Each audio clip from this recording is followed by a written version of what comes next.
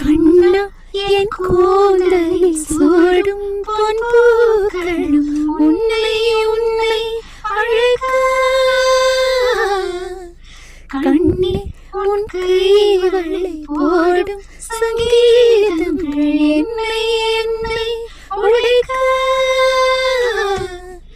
கண்களை மூடிக்கொண்டு நான் கனவுகள் காணுகிறேன்.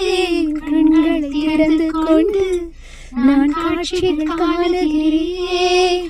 உன் பொன்னிற தொடுகையிலே பூவாய் மாறுகிறேன்.